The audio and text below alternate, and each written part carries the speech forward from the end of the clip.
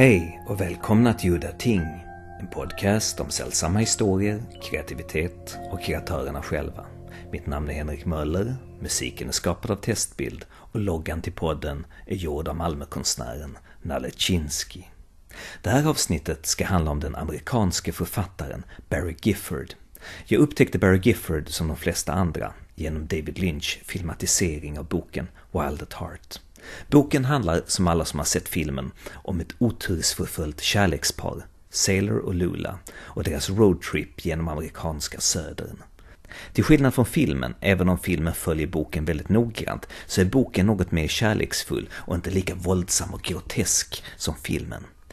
I boken så slutade till skillnad från filmen med att Sailor och Lula separerar. Lynch gillade inte det olyckliga slutet och frågade Gifford, som vid tillfället redan skrev på uppföljaren, om de kommer att bli ihop igen. Självklart kommer de bli ihop igen, sa Gifford, och Lynch snickrade ihop slutet som det är nu i filmen.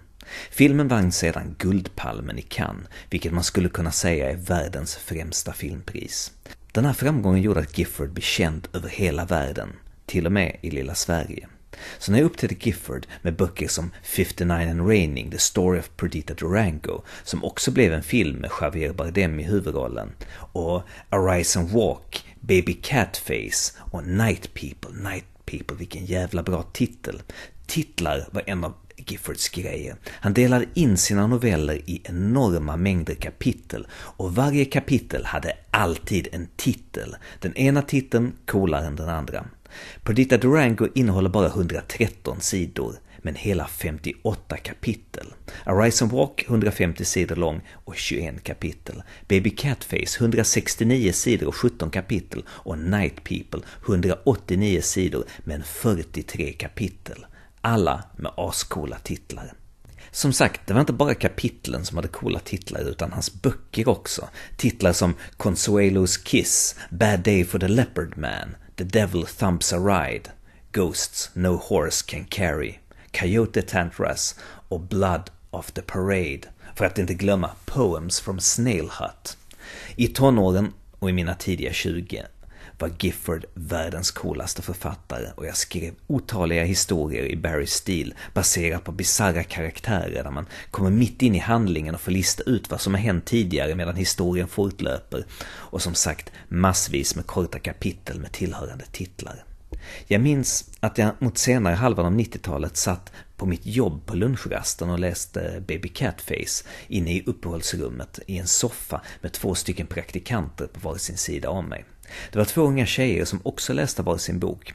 Deras böcker var nya pocketböcker från bästsäljarlistan, och Gifford var långt ifrån deras personliga smak. Men jag märkte att gång på gång hur de inte kunde sluta läsa över axeln på mig. Inte bara för Giffords märkliga prosa, utan för Baby Catface innehåller även märkliga ockulta foton i kapitelindelningen. Giffords verk har en märklig hypnotisk kraft som fångar de flestas uppmärksamhet. Även om man inte uppskattar det eller ens skulle orka läsa igenom en hel bok, så lämnas ingen oberörd. Jag hade inte tänkt på Barry på flera år, och jag höll på att förlora hela min Barry Gifford-samling för knappt ett år sedan. Så när jag nu skulle prata med Barry så började jag skumma igenom mina gamla böcker, och nostalgin kom tillbaka som ett världshav rakt ner i halsen. Vad fan skulle jag prata med min gamla idol om? Det fanns så många frågor, men skulle han vilja svara på dem eller ens kunna svara på dem? Såklart så ställde jag massa skitdumma frågor. Hello.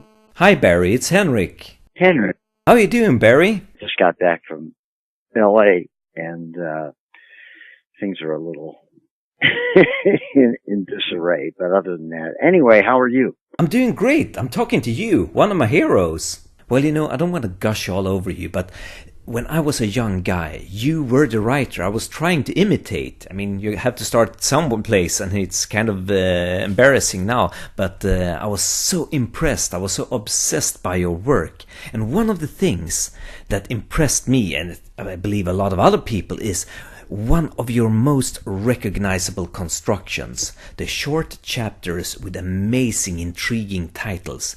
When did you invent this? You know, I once said to my editor in New York, I said, you know, the one thing that I think, the form I think that's the most difficult to write are short stories. He said, "What are you talking about?" He said, "Your novels are full of short stories. And, they're basically linked and all of that sort of thing. So I suppose that the titles are really part of the chapters themselves. And so in a way, it's not unlike what others have done before, going back to Melville or Henry Fielding or, whomever. And so I think that's where I got my inspiration from, and I just felt it was all of a piece. Just like when you give a name to a character. If I write a character like Perdita Durango, you get a visceral feeling of strength, some kind of boldness, and so you have information already about that character. And at least that's my intention. And so that it serves as a sort of description. When I read your novels, I got the impression of a guy who had traveled all over the world to strange, far places. Have you met any of these characters from your novels in real life? And would you talk about meetings with them? Well, when you're picking up on, of course, I've been traveling and moving around basically my whole life, even as a child. I think the thing about that is paying attention to them. Basically, the job of a writer is to listen and to observe. I think that's really been the way I've done it. And since I really didn't go to school much or very often, it was, my university was the world, and growing up in hotels the way I did, having a peripatetic lifestyle, this was the greatest possible university for an incipient writer. But I think it's a matter of, certainly you take things from different people that you encounter, all that, and there's some of that, but I basically sort of take off. I always had a good imagination. But when you write your characters, is it based on a real character, or is it fictitious? Or no, it's a combination of things. Just since I just mentioned something like Perdita Durango, I spent a certain amount of time a la frontera, on the border between Mexico and the United States and in Mexico. And certainly have encountered people who bore some of the same traits as the characters that, there. But, basically, what's the definition, Heinrich, of fiction? It means that you made it up. Well, it's silly because I'm a writer myself, but I can't help it. I do feel that you've met the real Perdita Durango on one of your travels. Let's just say I've seen, elements of her in various people. Can you remember how the characters of Sailor and Lula came to you? Did you sit down and say, I'm going to write a love story about these two characters? I didn't sit down and think anything. Sailor and Lula, and I've told the story a lot of times. In fact, I just came back from appearing at David Lynch's Festival of Disruption in Los Angeles and did an onstage interview. They showed the uncut version of Wild at Heart, and so I was interviewed on stage about it, and, where did these characters come from, and, these kinds of questions.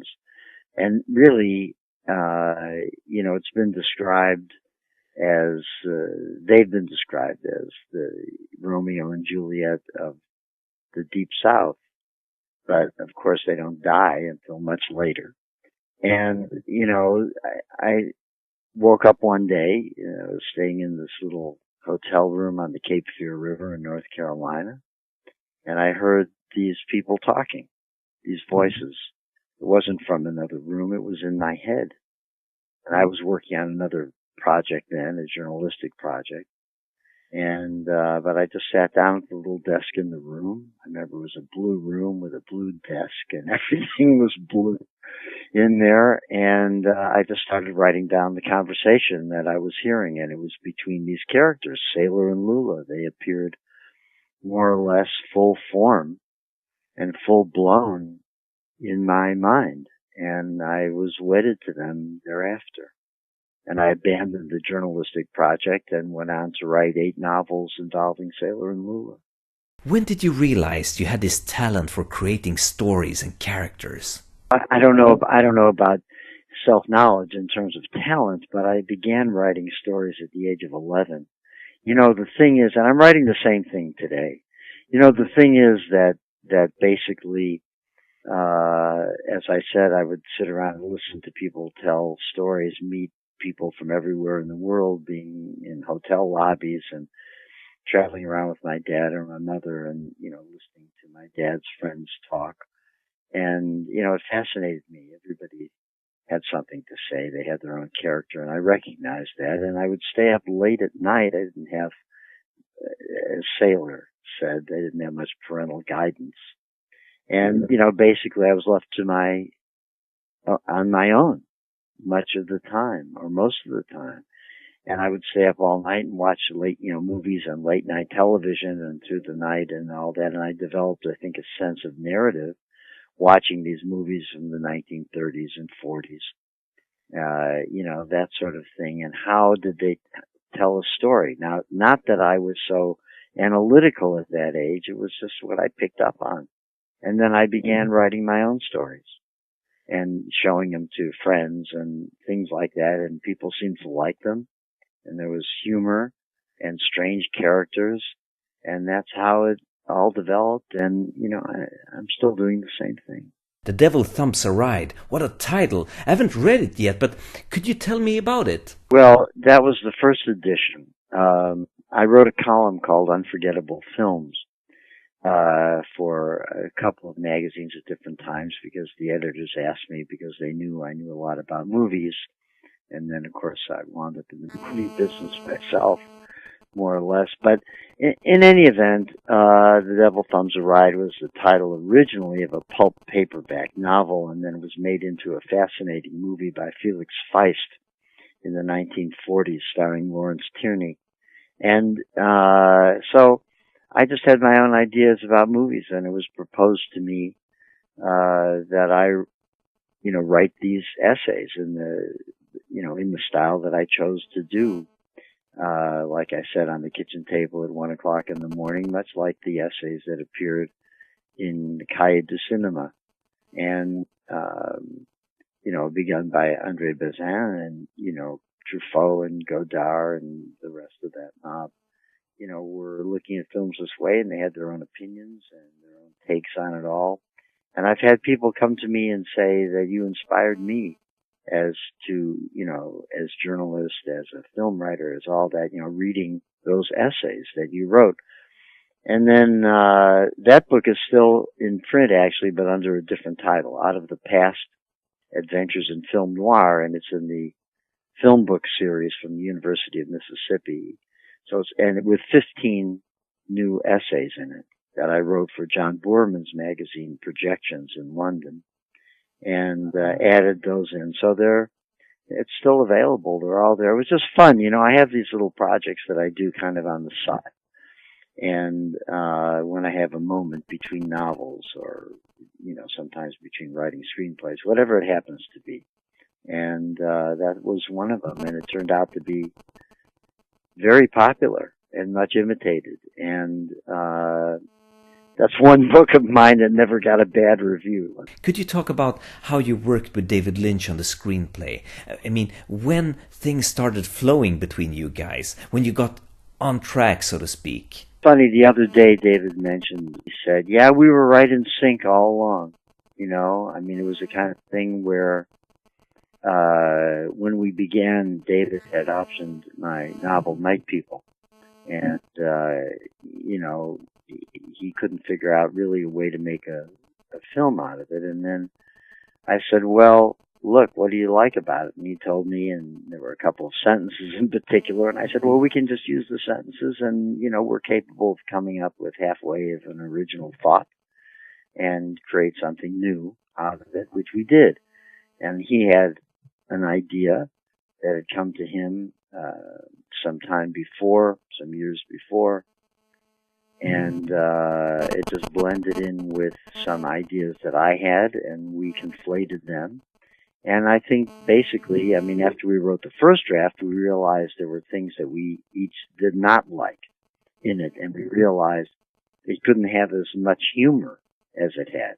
There were some really funny, hysterical things that we wrote, but we realized that for the film we wanted to create, but we realized that it had to be serious. It had to be treated, with gravity. And otherwise we couldn't pull off what it was we were doing. So I just have to say that, David and I have always gotten along great. And we still are all these years later. We've done some things together and some things that didn't fly and that sort of stuff. But we love each other and it works, and it worked then. What were the characters that David Lynch liked? Was it the hitman? He loved the two women, Betty and Cutie, and these two lesbian serial killers, which was very unusual, of course, at the time. And I was trying really to figure out a way to use them and to incorporate them. And actually his daughter Jennifer, who's a director, wanted to play one of the women. I remember at the time she wanted to act and be one of them. But of course it turned into something else when we wrote Lost Highway. But those were the two characters I remember him focusing on most clearly. And it just like he did with Sailor and Lula. As he said many times, the green lights were flashing, these were people who were the embodiment of America. He saw them as symbolic, even though they were these two young kids from the South. And so many people misunderstood or misinterpreted who they were, what their intentions were, and all that. They'd say, two crazy, sick serial killers roaming the Deep South. There's nothing of the kind in there. They're pure products of America, which I always like to go back to, often like to go back to. William Carlos Williams in his poem To Elsie wrote in the first line, the pure products of America go crazy. And so I wanted to, I suppose, have these two characters. They don't go crazy. They find solace in one another. It's a genuine, true love story. That's what it is. How did the process look when you worked with David? We just sit across from one another and, I write down some things and sometimes he writes down some things and then that's how it goes. And then finally, we call in a typist basically to write it all down. Yeah, Billy Wilder used to say that. There's always one guy, who sits at the typewriter and the other guy walks around the room. Well, we were both guys who basically walked around the room. So we had to have a third party in there to transcribe things, but that's not so uncommon. The point is that we inspired and we work off of one another in that way. And it's really beautiful when it happens that way. Perdita Durango was totally different. I was asked to write the screenplay, which I did. I wrote the first draft. And then, I was working with the director then, Bigas Luna, who was a wonderful guy. And he already had Javier Bardem as the lead character, and I, talked a lot with Javier and all of that. So the thing was, that was what it was. And then Bigas got fired from the project or quit, and another director eventually was brought in, Alex de la Iglesia. And in the meantime, the producer had other people. I think only one other person worked on the script, David Trueba. Fernando Trueba's brother, whom I met once in Mexico City, very nice guy. And, I was out of it in the sense that, I'd written my script and then eventually it got sort of further and further away from what my intention for it was. And, which I didn't mind at all, but I didn't see it. And then when Alex de la Iglesia, partner, came to it, that was fine. Can you hang on a minute? I'll get right back to you. I'm sorry, I have to cut this off. Barry försvann iväg för att fixa någonting och jag kom på att jag borde nämna ett par grejer som jag missade i inledningen. Barry Gifford, han säger att han inte har en mobiltelefon och att han inte skriver på en dator och att han till och med hatade de där elektriska skrivmaskinerna för de lät så förjävligt när man kopplade in dem i väggen. Han skriver alltså med penna på papper. Han skriver inte när han inte känner för det, när han inte känner sig inspirerad att skriva. Allt det här låter ju som en ren bluff, men han säger att han menar allvar och att jag tror det var William Faulkner som sa att han bara skriver när han känner sig inspirerad, men att han är inspirerad varje dag. Barry har skrivit manus till 3 stycken avsnitt av David Lynch tv-serie Hotel Room från 1993. Det är bara 2 av dem som blev filmade. Tricks och Blackout. Den sistnämnda är min personliga favorit med Crispin Glover och Alicia Witt. Ett bergmaneskt kammardrama som utspelar sig på 1920-talet. Alla 3 manusen finns nu samlade i en bok som man kan köpa, och de har satts upp som pjäser i olika delar av världen. 2007 skrev Gifford Imagination of the Heart, den antagligen sista boken om Sailor Lula.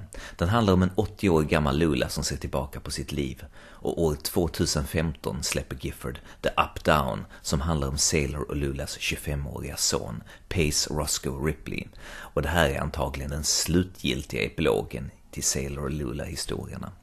Värt att nämna är också med tanke på att Barrys verk är inspirerad av gamla film noir-filmer och Beat Generation, så skrev Barry år 1978 Jack's Book, An Oral Biography of Jack Kerouac.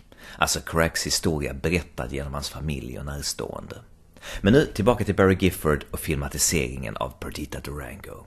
So the thing was that then Alex really went back to my script basically and brought it back again closer to the book, which isn't always the best idea.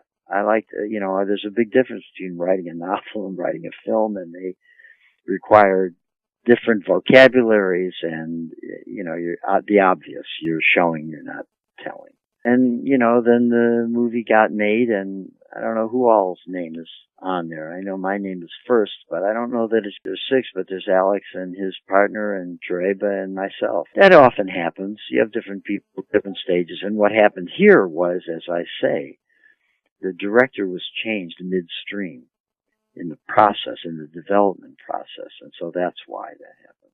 When you write, do you map out the story in advance, or do you start from scratch, writing from the first to the last page? I start in the beginning, and occasionally there are things that I might make a note on that will come in later, but basically I don't know how things are going to end. I don't really know where the story is going to go. I don't like to plot it out. I like to be surprised myself. And that's the beauty of the mystery of it, how it all happens, And that's about as far as I want to go about talking about composition. With screenplays, it's a whole different thing. You're building a house in a different way.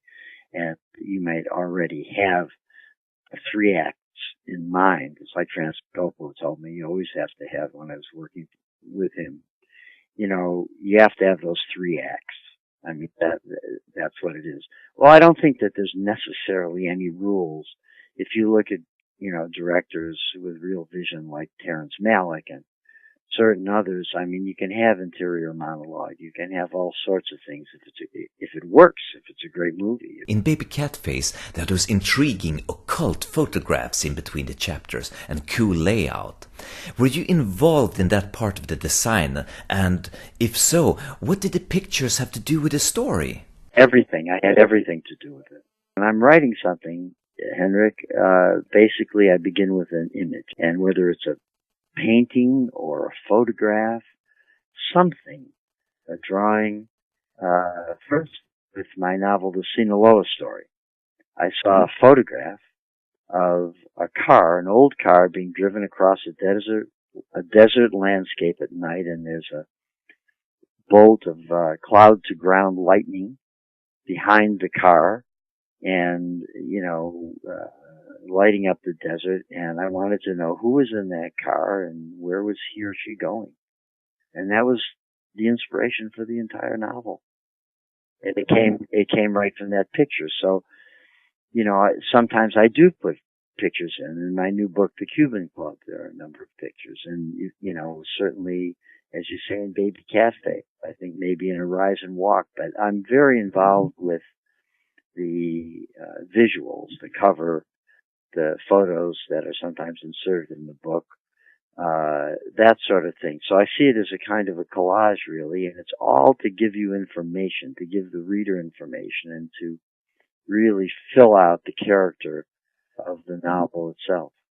Could you talk about The Phantom Father? When did you decide to write this memoir of your father? Well, what The Phantom Father really developed into, I mean, I published, that as an early version of what became the Roy stories. And so there's a big volume out called The Roy Stories, and now the Cuban Club continues that about this, kid basically, Chicago and Florida and Havana, Cuba, all through the 1950s and very early 60s. And so The Phantom Father was the beginning of that. In fact, it wasn't the beginning of it.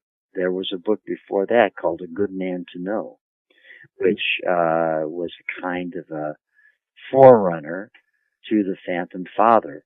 And so that was another theme that I was following. You know, at the same time, I had Sailor and Lula and those novels that were going. And then the novels that I call the Southern Nights, which began with Night People and Arise and Walk and Baby Catface, and finally with the Lola story. They're all of a piece as well. In fact, they're the latter, the three, Night People and Arise and Walk and Baby Catface are being republished as, under the title Southern Nights this coming February. They were published that way in the UK, actually. I always liked that. I liked that idea of that trilogy being published all together. If you could recommend one of your stories to people who have not read you, which one would it be? If I'm going to recommend something of my own to people, I have to talk to the person first and see what kind of person they are, what their sensibility may be, and what would be most interesting or attractive to them. To some, it's the Sailor and Lula novels. I mean, that's kind of a brand now, you know, in that sense. But the Roy stories are the most personal to me. And I think that, you know, they may sell half the number as the Sailor and Lula novels, but nevertheless, they're the things that I feel closest personally to, really. Not that I don't, the others, but the Roy stories are something else. They're certainly the most autobiographical of my work, and I'm not an autobiographical writer. Fiction, you know, as I said, the definition of fiction means you made it up, and so you do take things often from real life, and then you extrapolate. That's a good answer. That's a really good answer. How did you get the idea for Arise and Walk? I mean, there's a photograph on the opening page of a church billboard that says Arise and Walk. Did that have anything to do with it? Well, really, what I started to do and began with Sailor and Lula and creating their universe, which is like Faulkner's Yoknapatawpha County. It's very much like that, and it's inhabited, you know, by these characters that I plant there, right? But I started writing, I had two lives really as a child growing up, one from the Deep South and one from the North in Chicago. So I had the benefit of the experience from both sides.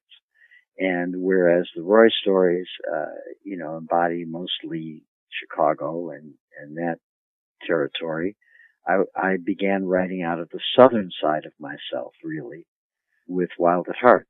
And that continued through, you know, Arise and Walk and Night People and the others that we were, Baby Catface, that we were talking about. So really, that's what it came from, writing out of the southern side of myself, and really it exploded in a way that I had not anticipated. So really what I was describing was the world as I saw it around me, in the Deep South, and very interesting, very colorful, very crazy sometimes, violent sometimes, all of that. Well, you know, take a look at America. It's still going on. My intuition says that you're a film buff, or at least somebody who has a deep love for film. I've been interested in films, and the way to tell a story, really, it's narration, you know, that we're talking about, along with the visual. It's the greatest combination. It's really, to me, the greatest art form is writing a film. It is a film itself. I mean, there's so many components. Basically, the writing of fiction and literary fiction and the writing of screenplays are two entirely different languages, and it took me a while to figure out how to do it. An early novel of mine, Portrait Peak, was the first of mine bought for the movies, and I was asked to write a screenplay for that. Eventually, the movie did not get made. You know, a more typical kind of experience, but it was a great experience for me because I taught myself how to write a screenplay. You know, I basically, when they asked me, can you write the screenplay? I said, sure, because they're going to pay me more money. And I had a family to support, and I figured, oh, I can do this too. So I went to a bookstore, and I thought, well, what story is there that's most that's closest to Portrait Peak. That was a novel that was made into a film that I really admire. So I thought immediately of B. Traven's The Treasure of the Sierra Madre and John Huston's brilliant film of based on the novel. So I bought a copy of the shooting script, of the screenplay by John Huston. And of course I'd read the novel by Traven. I was already a great reader of Traven's works. And so I modeled my screenplay for Portrait Peak after Huston's screenplay. And that's how I taught myself the language of film. Yeah, Traven, he was someone like Joseph Conrad that other writers in particular, gravitated to. He was such a mysterious character. Well, it's not so mysterious, really. I mean, it is nice to correspond with his widow, Rosa Elena Lujan, who sent me actually a copy of one of Traven's later novels, Trozos, of the logs. And because it was only in German, it wasn't published in English in those days. And I met later one of his stepdaughters, and had lunch at her house in Mexico City with her husband. And so learned a lot about Traven, and I met people who were acquainted with him and that sort of stuff. So it wasn't so difficult to figure out. Yes, he tried to obfuscate, his history and, change things around. And, basically he was paranoid about, I wrote about this actually. There's an essay that I wrote. It's in my book, The Cavalry Charges, which is a book of essays, and it's being reprinted next year. But it was published some years ago, and I wrote this article called The Man Who Never Forgot, I think it is. But basically he wanted to cover up his trail. He was, wanted by the government, since when he was writing, publishing a magazine and writing articles against the government in Germany and the Weimar Republic. And he was running from it. He was in prison briefly in Brixton in London when he went there, and then eventually got on a ship and went to Mexico. And, that's where he began writing those novels and trying to cover up his history and going by different names and all of that. It's not unlike Rimbaud, the poet Arthur Rimbaud, who had at one point joined the Dutch Navy and then deserted. And he was kind of running the rest of his not so long life, and wound up in Africa, in Harar, and sort of hiding out in a way and just trying to, always looking over one shoulder, thinking that the authorities of some kind, were after him. And so it's not so dissimilar. And I think that Traven, did that. And, then he wrote his screenplays under the name Hal Crows and represented himself to John Huston during the filming of Treasure of the Sierra Madre as Hal Crows and that. And yes, he was a fascinating, interesting character. And that's an entirely new subject. You've met so many interesting people in your life that inspired you. Could you talk about a few of them? Well, they probably wouldn't be people whose name would mean anything to you.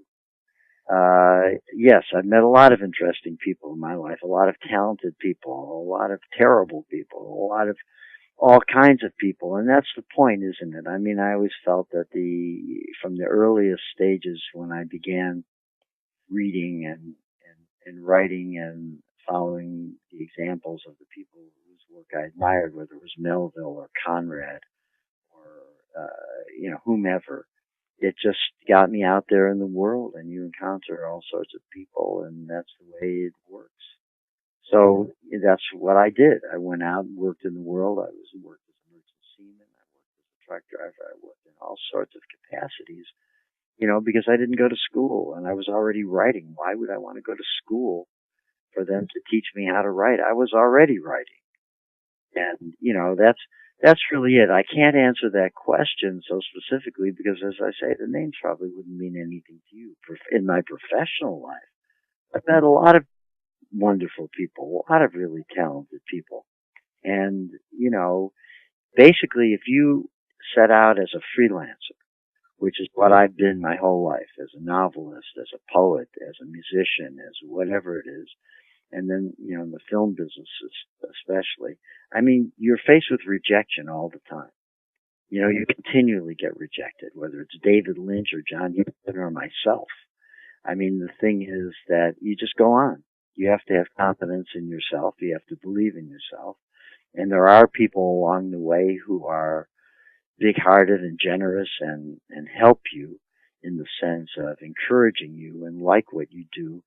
And, you have to be thankful for them, because the world isn't really, we live in this world of commerce, basically, Henry. I mean, and especially in America. Even Hitler said that. Hitler said, how can anybody take America seriously? All they care about is commerce. They don't give a shit about music or art or that sort of thing. And he was right.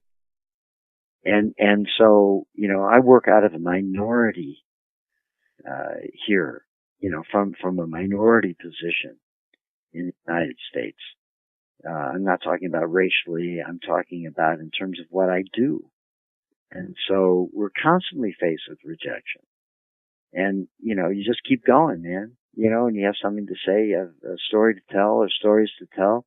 And I've been fortunate enough to have some success in this regard. And people such as yourself who are open-minded and generous and have a good heart and mind, and you understand what I'm trying to do.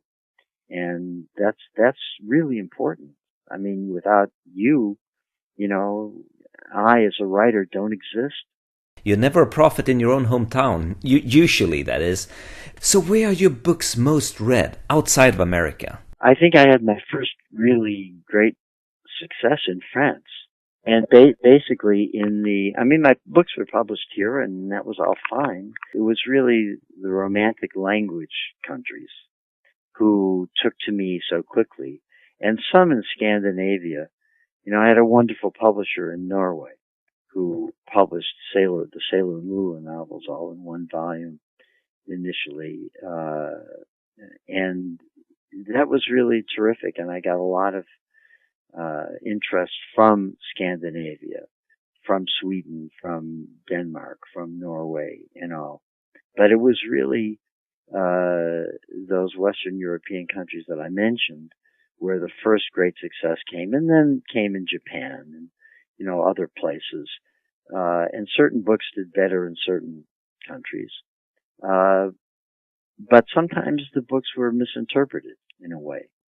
In France especially, I was very happy with the reaction because my books were bestsellers. And the thing is that then I began to realize, I was on a TV show in Paris, and it suddenly came over me, this was fairly early on, but I mean that really what the people liked or appreciated or were stuck on was the fact that I was criticizing American life, that I was criticizing the people, the government, the this and that, and that sort of added fuel to their own particular fire or opinions. And I had to explain, no, that wasn't what I was doing. That America was a land of beauty and humor and, generosity, and that along with the other, yes, there was violence, there was, what was I writing about in those novels that you mentioned earlier, like Night People or Rise and Walk or Baby Catface, was racism and fundamentalist religion, which I abhor, any kind of organized religion and all. So those were my two bêtes noires, and had continued to be. And I think that's really why I stopped after about 10 years of that, for the most part, and was writing the Roy stories, a totally different theme that I wanted to concentrate on, but yet the same problems come up. But I just wanted to explain that it was my job, I suppose, in a way. Not that I was out there to send a message or write a manifesto of any kind, but to talk about the things that bothered me in this country, because America is just an experiment, man. 200 years old, and it's doomed to failure. And when I would say that in conversation with people, because you have a country which admitted everybody, and, all that, of course you're going to have conflict. of course, I mean, you're going to have people that react against the powers that be. I live in California, that I'm a white male. I'm in the minority. We're, I mean, as far as that goes, and I think the only answer to solving this problem is mixture, is people to mix and create a golden race of people, like a lot of my grandchildren are. I'm serious about this, and I'm very happy that, to see that happen. But as you know, there are an awful lot of people who aren't so happy about it. And they're the ones who are controlling the government right now, and so these things are cyclical, though. Henrik, you see it in your own country, especially now with the conservative movements from Brazil to Hungary to Turkey to the United States to, wherever. And, look, we have such a knee-jerk situation here. When you have a president like Clinton and then Bush and, and then Obama and then Caligula, because I won't call Trump by name. I liken him more to a Caligula. And if you read Suetonius, the 12 Caesars, and you see what he wrote, what Suetonius wrote about Gaius, who was called Caligula, you'll see that that's what we're experiencing now. So that America is like a banana republic. And that's at least what they're trying to make it. It won't happen. It won't happen entirely. As I say, things are cyclical, and we don't need to get into a whole political conversation. But the novels themselves embody this. You can see it. It's like Sailor and Lula. They're pure products of America, and they're trying to prevent themselves from going crazy. But all this shit rains down on them as they move through life and through the world and all that, it coming from different directions, but they find support and succor, with each other. And that's very important. Well, we live in interesting times right now. Be careful when you use that term, interesting times, because remember when the Chinese basically wanted to put not necessarily a curse on you, but not to wish you well, but to do it with politesse, they would say, may you live in interesting times. When did this supposed to happen? I haven't heard that one before. Is that new? No. This goes back, 1,000 years. So, remember that. Anyway, Henrik, thanks for your questions and thank you very much. Bye. Ja, det var allt för den här gången. Mitt namn är Henrik Möller. Musiken är skapad av Testbild. Hej då.